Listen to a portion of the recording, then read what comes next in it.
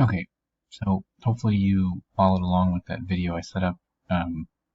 If not, go back and do that because I'm just going to start from there. So go do that now if you haven't done it. If you have, let's get going. The first thing to note about Revit is you need a 3-button mouse. So you need a mouse with a left click, a right click, and a middle wheel that clicks so you can pan around. So you'll use the middle wheel to roll and scroll, or whatever you want to call that, to zoom in and out. And then you'll also use it if you press down that middle wheel to pan around and look around your model. Your left click will be your selects. So you'll select things and deselect things by left clicking and then left clicking out here. And then your right click will be some shortcut menus that we might need when something's selected. So you need all those 3 buttons. I recommend, if you don't have a 3-button mouse, getting one. I also recommend not trying to do this with a trackpad, because a trackpad will just make this very, very hard.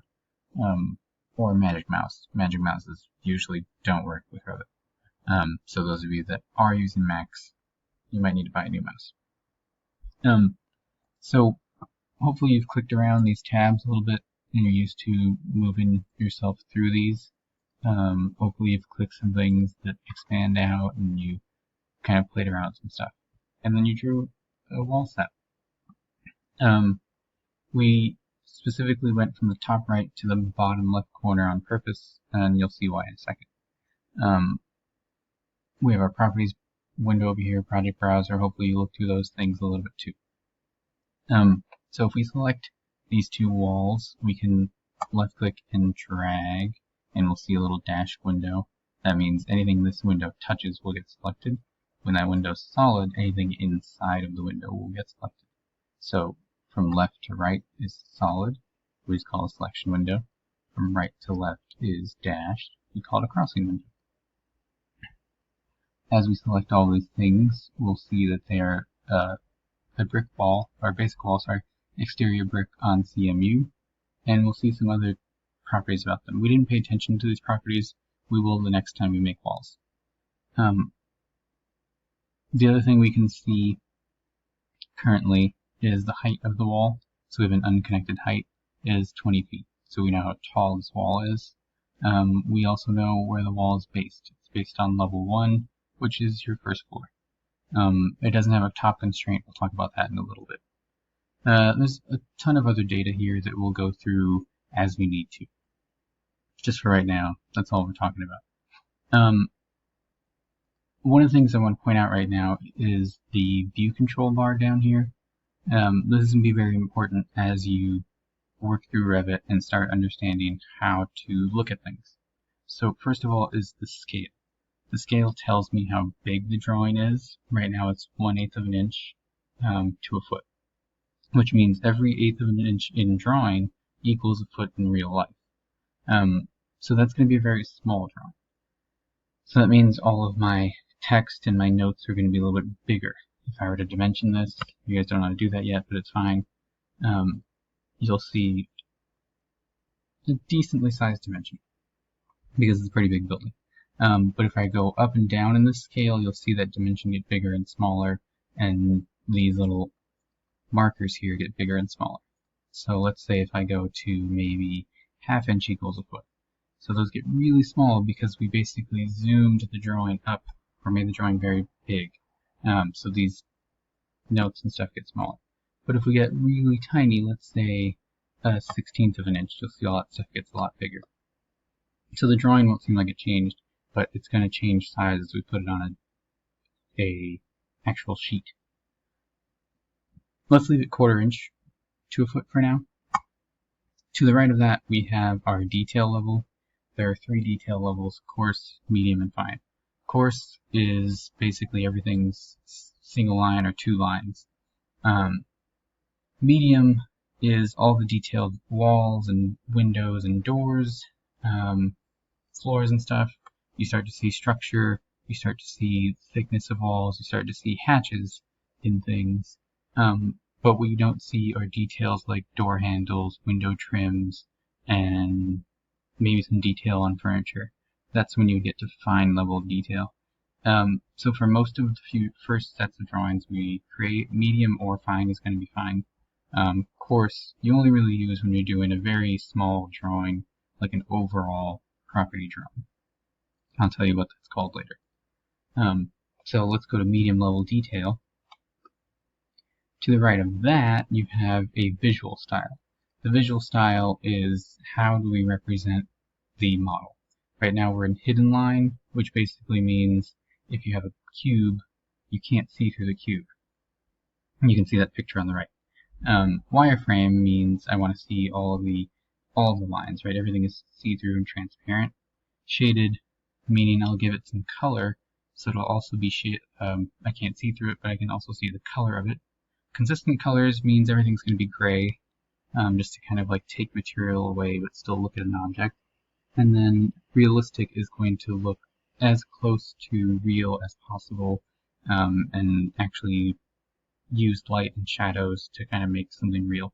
Ray trace we'll get into in a 3D view. Ray trace is to make this look even more real and use Revit's rendering engine to create a more realistic picture.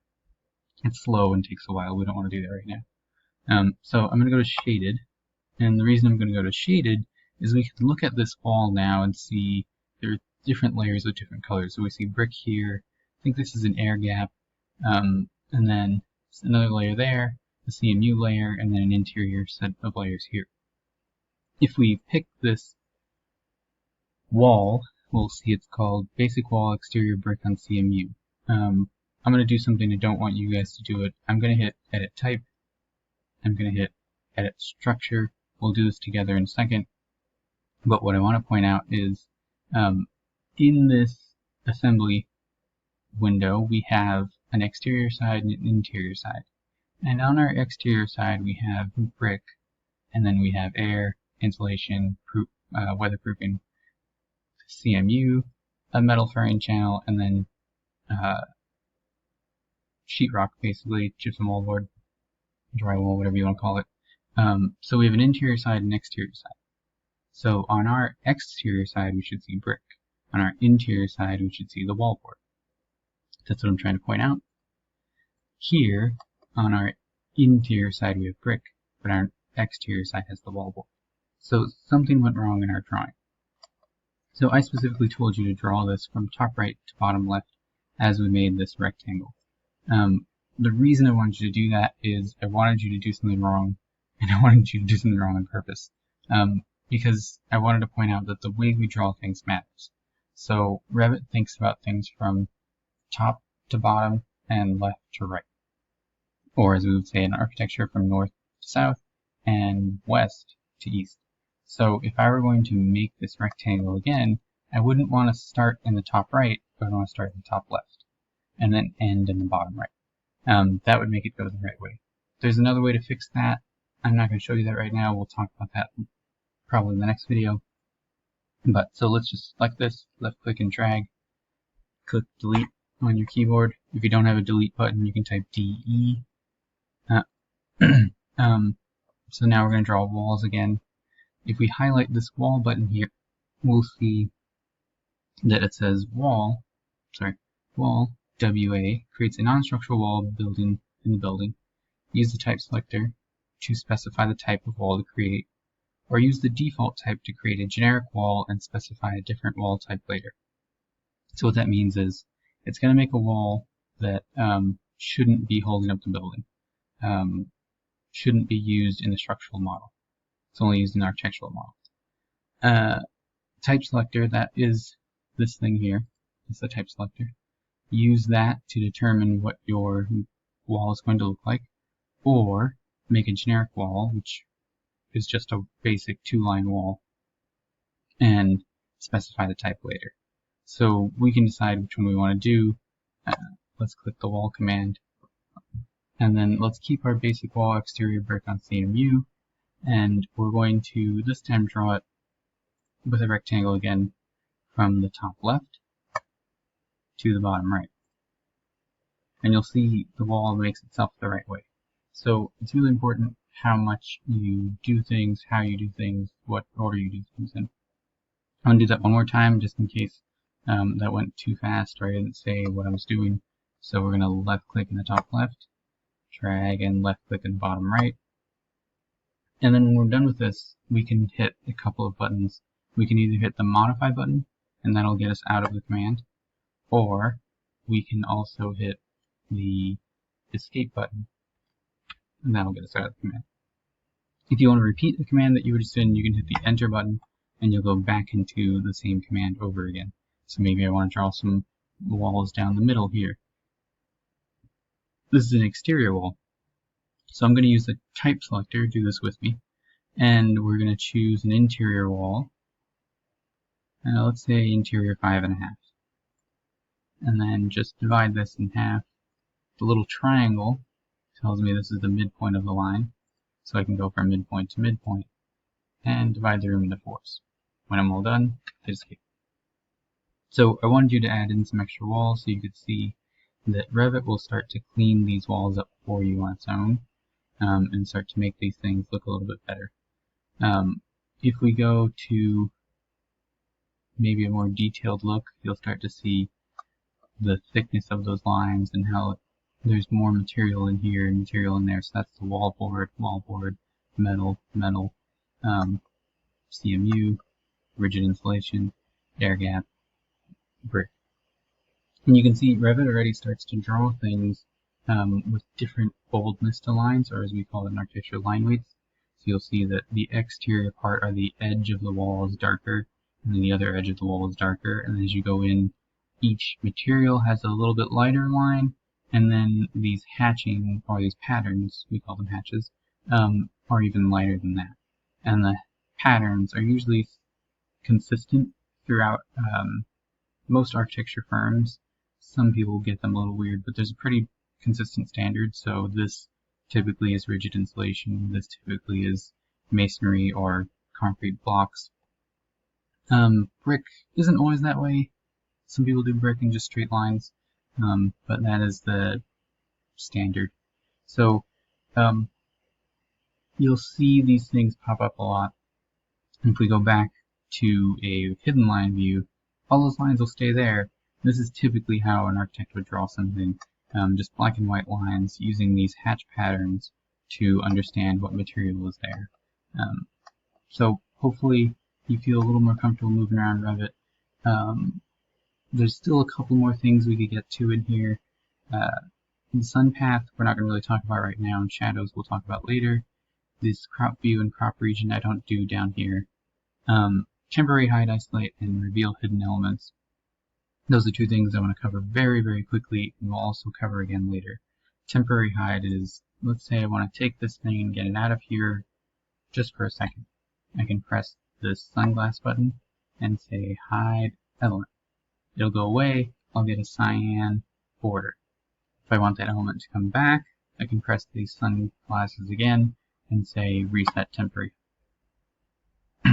And then reveal hidden is more of a permanent thing, so we have some stuff hidden already in this view. I'll talk about that stuff in another time.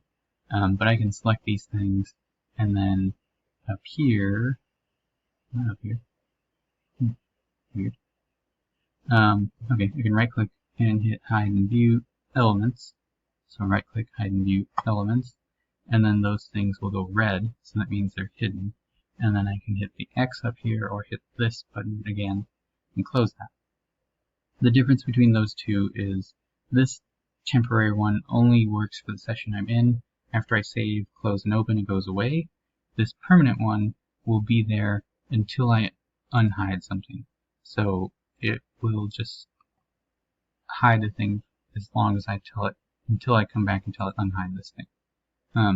So you might not understand those things yet. I'll go over them again a little bit later.